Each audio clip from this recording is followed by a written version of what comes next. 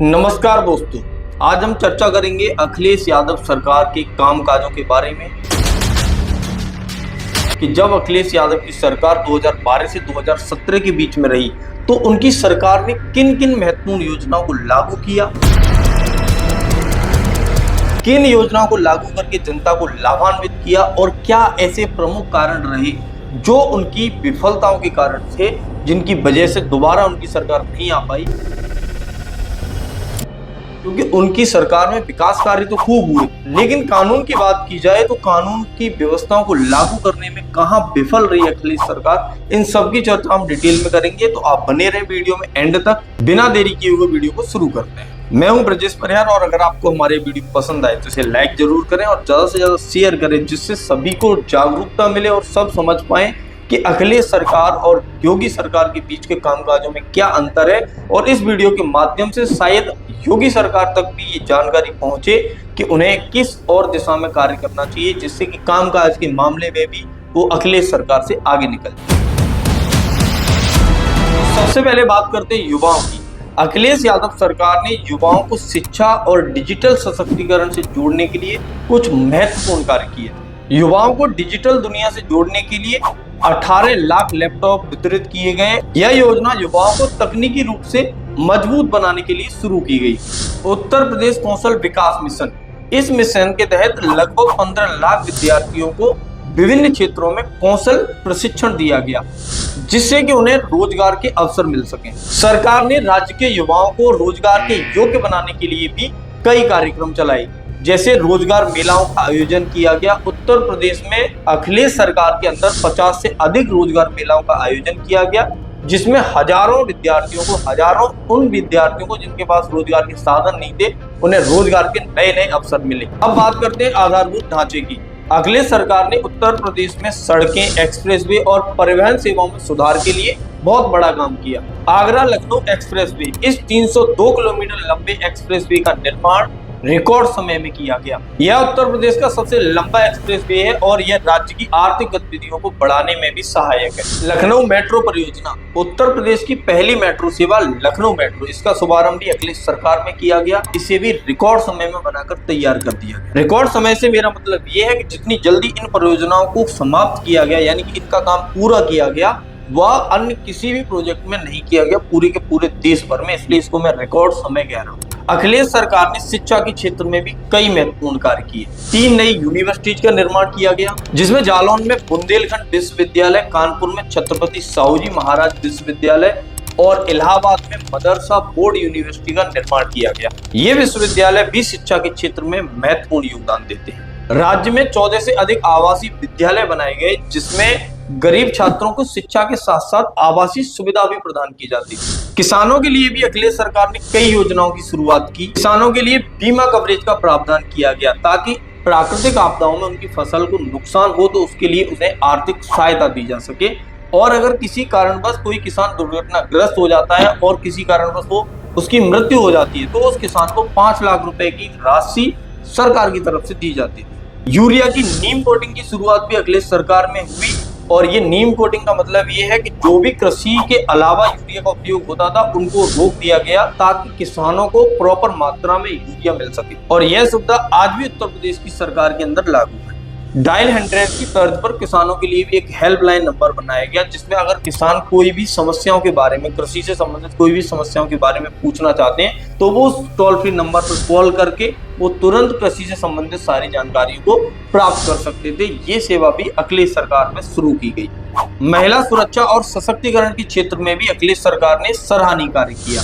यह सेवा किसी भी परेशानी में महिलाओं की तत्काल सहायता करती है और इसमें शिकायतकर्ता की जो जानकारी होती है उसको भी गुप्त रखा जाता है। और शिकायत करने के लिए आपको शारीरिक रूप से कहीं पे भी किसी भी पुलिस स्टेशन में या किसी दूसरी जगह जाने की कोई आवश्यकता नहीं है। आप जहां हैं वहां से 1090 हेल्पलाइन नंबर डायल करेंगे और वो आज भी इस समय भी यूपी सरकार में भी लागू है। अगर आपको 1090 हेल्पलाइन नंबर की जानकारी नहीं है तो मैं आपको बता दूं कि ये महिलाओं के लिए सेवा है। अगर किसी भी महिला को किसी भी तरह की कोई दिक्कत होती है, कहीं पे भी होती है, तो वो अपने घर से ही 1090 हेल्पलाइन नंबर पर कॉल करके अपनी शिकायत को दर्ज करा सकती है।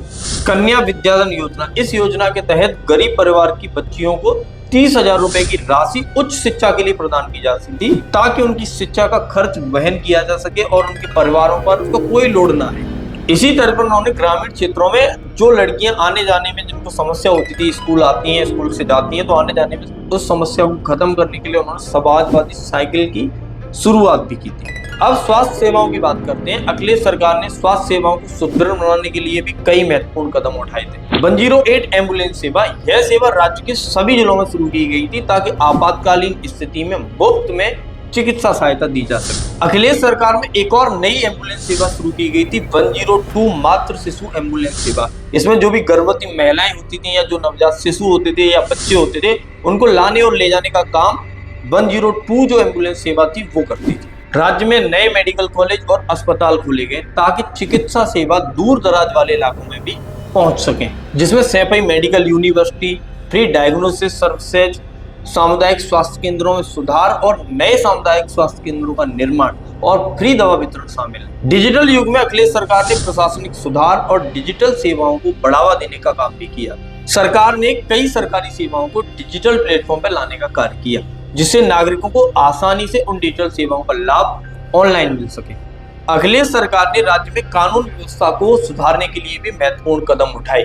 पुलिस की त्वरित प्रतिक्रिया सेवा के रूप में डायल 100 सेवा की शुरुआत की, और यह आपातकाल की स्थिति में लोगों को जल्दी से जल्दी मदद पहुंचाने में सहायक भी साबित हुई। कई थानों को आधुनिक उपकरणों और सेवाओं से सुसज्जित किया गया, जिससे अपराध के नियंत्रण में मदद मिली। गाजियाबाद, इलाहाबाद और लखनऊ में अत्याधुनिक कक्षों का निर्माण किया गया। पुलिस स्टेशनों में सीसीटीवी कैमरे लगाए गए और उनमें जो भी कंप्यूटर सेवा उपलब्ध नहीं थी, उस सेवा को भी लागू किया गया। नई पुलिस गाड़ियों की खरीद की, जिसमें जीपीएस सिस्टम लगा हुआ था। जितनी भी पुलिस गाड़ियां आप देखते हो उत्तर प्रदेश के अंदर, जिन पर डायल 112 लिखा रहता है आपको, क्योंकि वो पहले डायल 100 हुआ करता था जब अखिलेश यादव ने इसकी शुरुआत की थी। उनमें से ज्यादातर गाड़ियों की जो खरीद है वो अखिलेश सरकार में हुई है, और वो जो गाड़ियां थी उनमें जीपीएस सिस्टम भी लगा हुआ था, जिससे कि जहां पर भी वो गाड़ियां हैं उनका सटीक जानकारी मिल सके कि कोई भी गाड़ी इस क्षेत्र के अंदर किस जगह पर खड़ी हुई है, कहाँ गई है, कहाँ नहीं गई है, चीज की जानकारी रखी जा सके। इसके लिए उन्होंने उसके अंदर जीपीएस सिस्टम भी लगाया। पुलिस भर्तियां और सामुदायिक पुलिसिंग पर उन्होंने काफी जोर दिया, जिससे पुलिस और आम जनता के बीच की जो बातचीत है वो आसानी से और अच्छे से हो सके। अखिलेश यादव सरकार ने राज्य के शहरी विकास और सौंदर्यीकरण पर भी ध्यान दिया। कई शहरों में स्मार्ट सिटी परियोजनाओं की शुरुआत की, जिससे कि जो शहर थे उनके बुनियादी ढांचे को बेहतर किया जा सके। लखनऊ में जनेश्वर मिश्र पार्क का निर्माण किया गया, जो एशिया का सबसे बड़ा पार्क है। इसके अलावा अन्य हेरिटेज साइटों का भी विकास किया गया। अखिलेश सरकार ने कई विशेष योजनाओं की शुरुआत की, जिनका उद्देश्य समाज के विभिन्न वर्गों को लाभ पहुंचाना था। जैसे समाजवादी पेंशन योजना, इस योजना के तहत 50 लाख से अधिक परिवारों को प्रति माह 500 रुपए की पेंशन दी जाती थी। कामधेनु योजना, इस योजना का उद्देश्य डेयरी उत्पादन को बढ़ावा देना और पशुपालन को प्रोत्साहित करना था। इसके तहत किसानों को गाय और भैंसों के पालन के लिए आर्थिक सहायता दी जाती थी, और इस योजना को लागू होने के बाद उत्तर प्रदेश पूरे देश भर में सबसे ज्यादा दूध का उत्पादन करने वाला राज्य बन गया था। ऊर्जा के क्षेत्र में भी अखिलेश यादव सरकार ने कई महत्वपूर्ण कदम उठाए। दिसंबर 2016 में अखिलेश यादव ने 52,437 करोड़ रुपए की बिजली परियोजनाओं का शिलान्यास रखा और उनका उद्घाटन किया। इसमें 3 थर्मल प्लांट शामिल थे, जिनकी कुल उत्पादन क्षमता 33,000 मेगावाट थी। इसमें Lalitpur thermal power plant, Anpara D thermal power plant और मेजा पावर प्रोजेक्ट शामिल है। अखिलेश यादव सरकार ने 24/7 बिजली आपूर्ति की दिशा में भी कई महत्वपूर्ण कदम उठाए, और उन्होंने शहरों के साथ साथ ग्रामीण इलाकों में भी बिजली पहुंच सके, उसके लिए जो भी कार्य कर सकते थे वो सारी सुविधाएं उस समय पे की गई थी। और एक प्रोजेक्ट शुरू किया गया था, पावर फॉर ऑल, जिसके तहत जो भी ग्रामीण क्षेत्र ऐसे हैं जहां बिजली नहीं पहुंची है, उस पर बिजली पहुंचाने का काम किया गया। सौर ऊर्जा परियोजना की शुरुआत भी अखिलेश सरकार में की गई थी, और जो पुराने पावर प्लांट थे उनका आधुनिकीकरण भी किया गया। तो ये तो बात हुई कि जो जो कार्य इन्होंने किए उनकी।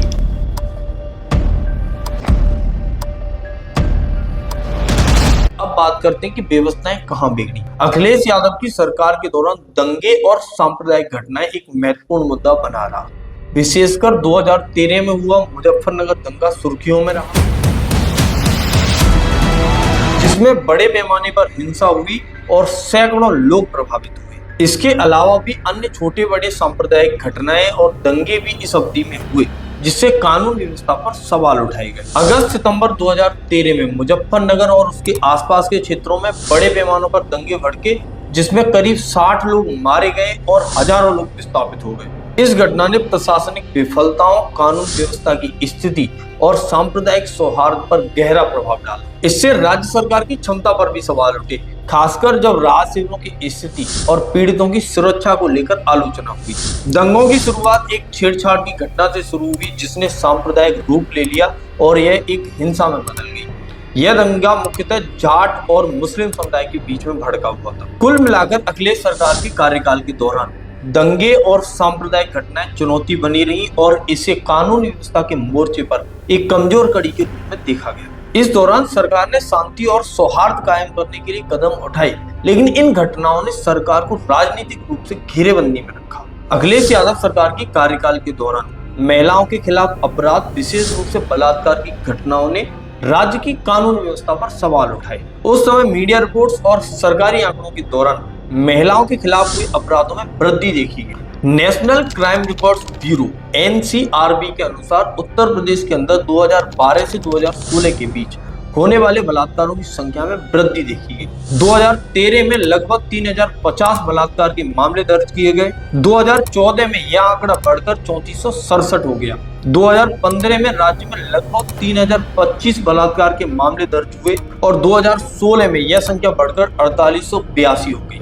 यहाँ ध्यान देने वाली बात यह है कि बलात्कार के मामलों की रिपोर्टिंग में वृद्धि होने का कारण जागरूकता में वृद्धि भी माना जा सकता है, जिससे अधिक मामले सामने आने लगे।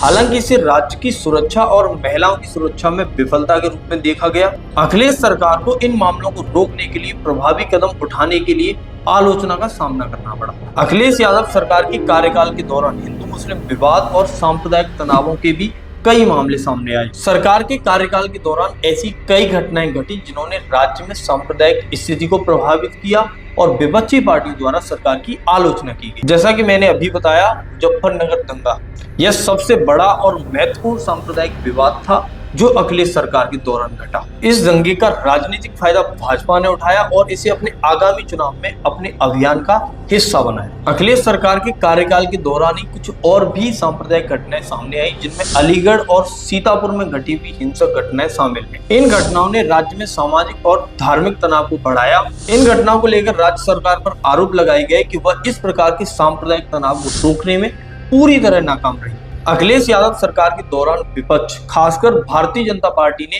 यह आरोप लगाया कि समाजवादी पार्टी ने मुस्लिम वोटों को अपनी ओर खींचने के लिए तुष्टीकरण की नीति अपनाई। इसके परिणाम स्वरूप सांप्रदायिक ध्रुवीकरण की स्थिति पैदा हुई, जो बाद में 2017 के विधानसभा चुनाव में भाजपा के पक्ष में गई। अखिलेश यादव ने हमेशा यह दावा किया कि उनकी सरकार ने हर एक जाति और धर्म के लोगों को समान अवसर दिए हैं और उनके लिए काम भी किए। उन्होंने सपा की सरकार को एक समान और समरसता की सरकार के रूप में प्रस्तुत किया। इसके बावजूद सांप्रदायिक तनाव और दंगों के चलते सरकार की छवि को नुकसान हुआ। अखिलेश यादव सरकार के दौरान हिंदू मुस्लिम विवाद और सांप्रदायिक घटनाएं बढ़ी, जिससे सरकार की साख पर भारी असर पड़ा। विशेष रूप से मुजफ्फरनगर दंगा ने अखिलेश सरकार को कई मोर्चों पर कमजोर किया और विपक्ष ने इसका लाभ उठाया। अखिलेश यादव सरकार ने जहां एक तुष्टीकरण की नीति अपनाने का प्रयास किया, वहीं योगी आदित्यनाथ सरकार ने हिंदू धर्म के पक्ष में स्पष्ट रुख अपनाया और हिंदू धर्म के प्रतीकों और नीतियों को बढ़ावा दिया। योगी आदित्यनाथ सरकार के दौरान भड़काऊ बयान और सांप्रदायिक ध्रुवीकरण के प्रयास अधिक देखने को मिले। उन्होंने न केवल खुद बल्कि अपने मंत्रियों के जरिए भी धार्मिक मुद्दों पर अपनी स्थिति स्पष्ट की, जिससे सांप्रदायिक तनाव और ध्रुवीकरण की स्थिति में वृद्धि हुई। इसलिए यदि धार्मिक राजनीति और भड़काऊ बयानों के संदर्भ में बात की जाए तो योगी आदित्यनाथ सरकार ने ज्यादा स्पष्ट और उच्च स्तरीय कदम उठाए, जिनसे धर्म के नाम पर अधिक लाभ और सांप्रदायिक ध्रुवीकरण हुआ। दोस्तों, ये थे अखिलेश यादव सरकार के कुछ महत्वपूर्ण कार्य और उनकी उपलब्धियां। जिन कार्यों को मैंने यहाँ पे बताया, उनके अलावा भी ऐसे बहुत सारे कार्य होते हैं जिनको कवर कर पाना एक ही वीडियो में संभव नहीं है। यह स्पष्ट है कि उनकी सरकार ने राज्य के विकास के लिए कई नई पहलें की और उन्होंने हर वर्ग के लिए काम किया। आपकी राय में इन कार्यों का कितना प्रभाव पड़ा, हमें कमेंट करके जरूर बताएं। अगर आपको हमारा ये वीडियो पसंद आया हो तो इसे लाइक करें और हमें फॉलो करना ना भूलें। धन्यवाद।